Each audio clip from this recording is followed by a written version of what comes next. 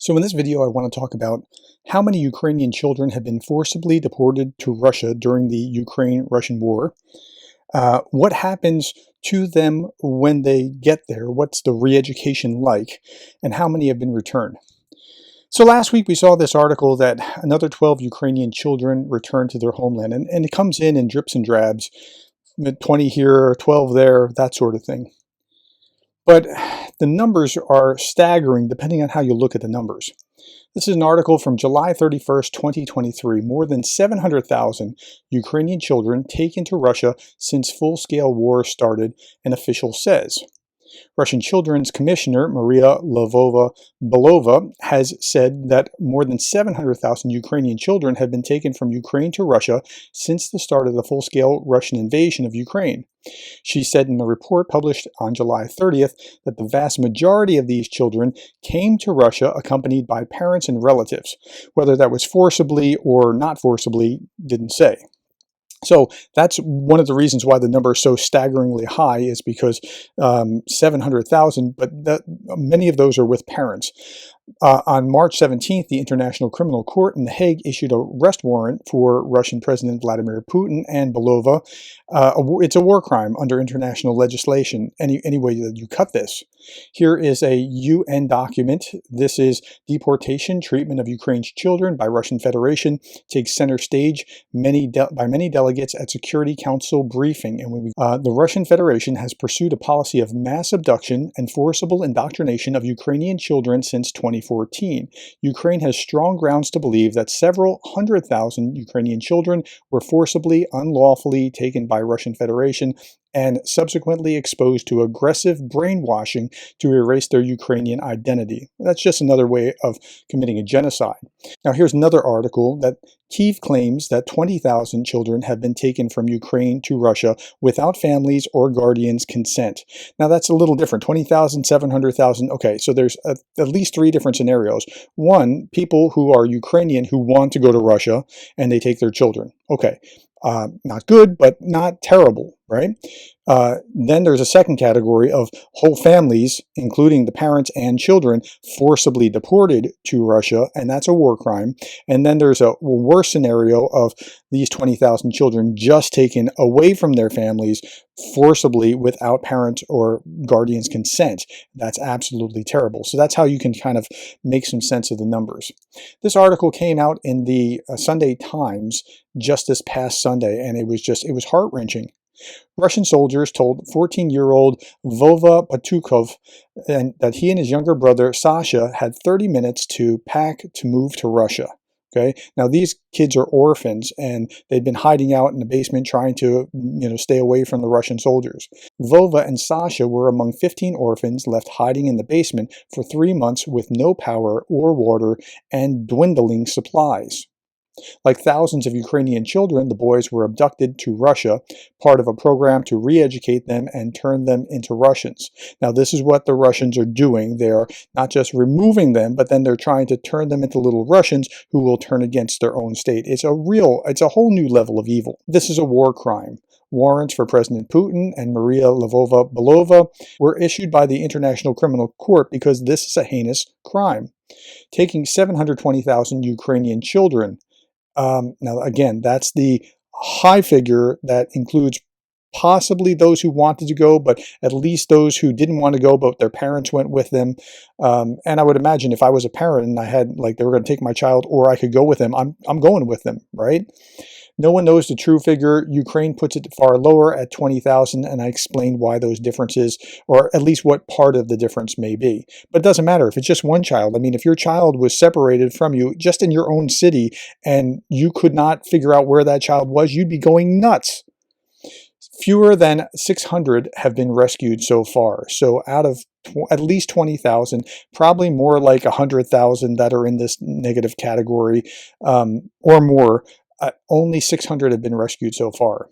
It's now almost impossible to get the kids out. Our government is trying through mediation by Qatar and the Emirates, but it's very slow as Putin is trying to block any returns.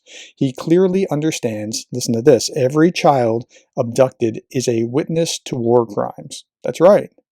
That's not all. The indoctrination is working. It's 2.5 years now where they are at Russian schools and taught every day that Russia is a great country and Ukraine is bad.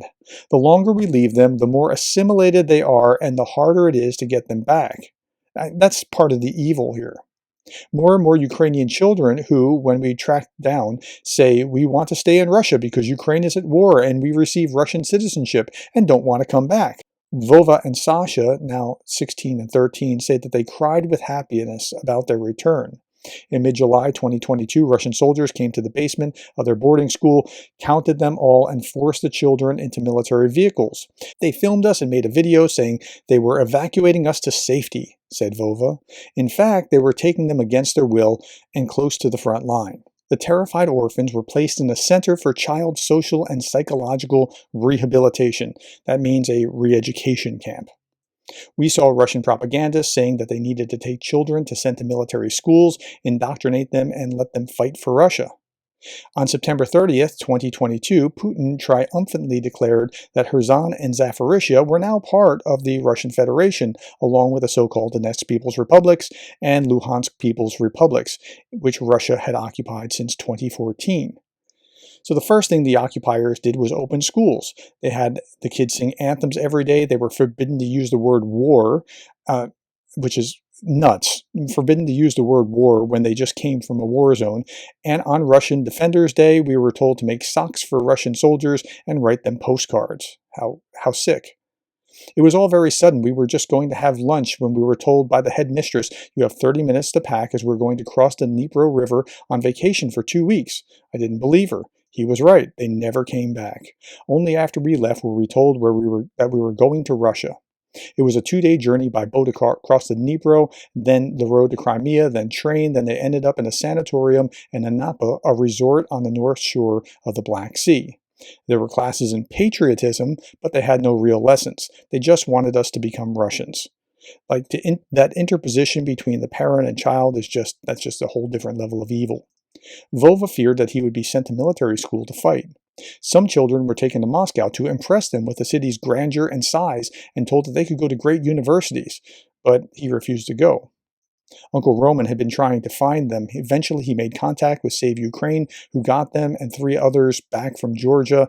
I'm so happy to have them back, he said. But it's not easy. Even though they had some time in Georgia to recover, he says they have nightmares. So traumatized were they by their experience that the whoosh from opening a bottle of fizzy water makes Sasha jump.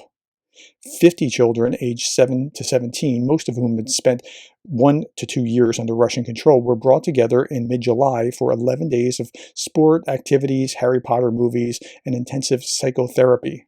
Most were pale and thin-faced, a result, says the therapist, of extended periods of deprivation and lack of sleep from shelling.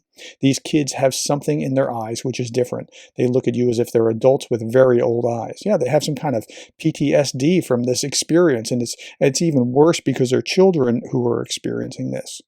Under occupation and deportation, they were constantly checked and punished. They agreed to everything. It's submission on the verge of despair. Here we have very strict rules and timetables, no phones, go to group therapy, and they do it without protesting, even the teenagers. Now I have teenagers. I can tell you something is desperately wrong with that scenario. Like they have been beaten into submission. Whether physically or just mentally, they have been ground down into submission.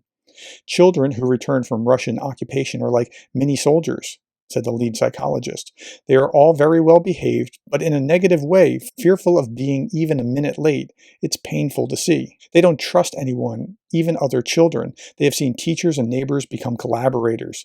Each child is given a notebook marked secret to write down their feelings and hopes, but these children were nervous about putting anything in writing. That just breaks my heart. Like, just that they've broken these children who are so innocent of anything else going on geopolitically, and then this is what's happening to them. They brought in a history professor for what she calls cognitive deoccupation. For 2 years, they've been told Ukraine doesn't exist. We, Russia, are a large and beautiful country that saved you. Gradually, the children opened up. We did it in the form of games and quizzes. We don't just want to have propaganda to replace propaganda. One boy from Kherson, now 15, recounted how he was stepped on by Russian soldiers and told, "You will make bullets with which to kill Ukrainians." Well, that's a way to win friends and influence people. Step on the kids and grind them down so that you can make them create bullets to kill people from where they came from. Now, there was another kid, his name was Max, he's 17. Not long after the Russians took over the area, his father, a welder, ended up outside during the curfew and was picked up, interrogated, and badly beaten. A few days later, he had a heart attack and died. Max was trying to save him with heart massages. Medics just did not come. In the occupation, his high school lessons became Russian ideology. Our books completely changed, and some of our local teachers became very pro-Russian. Now, those teachers are having a miserable choice. They either teach from a Russian perspective or they lose their jobs or are beaten or something worse. We were taught that the Cold War was the fault of the West and that Khrushchev was a traitor who gave away Crimea to Ukraine. It's a complex history that Russia uses to justify the 2014 occupation and annexation. One child was not sure about the therapy camp but found it funny and very useful, particularly the psychological support. Some never joined in. One boy who was kept a year under Russian control, having been tricked into thinking he was going to a summer camp in Crimea, said when he was rescued and came back, he found people in his area had turned against his mother, asking, "Why did you send your son to Russia?" As if she intended to do that. Finally, one girl who lost her parents and grandparents in a Russian attack that wiped out a third of her village worried that she had not been able to cry, and she finally burst into tears. Wow.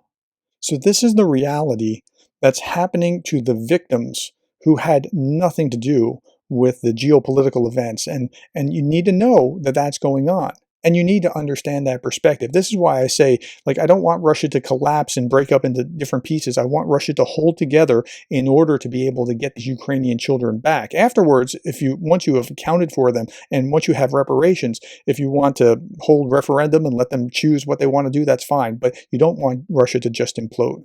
Okay, tell me what you thought about this. This was heart-wrenching to read. I'm sure to hear it wasn't very pleasant either. Put it in comments below. Thank you for the time, the likes, the shares, the subscribes, and thank you for being the kind of person that cares about Ukraine.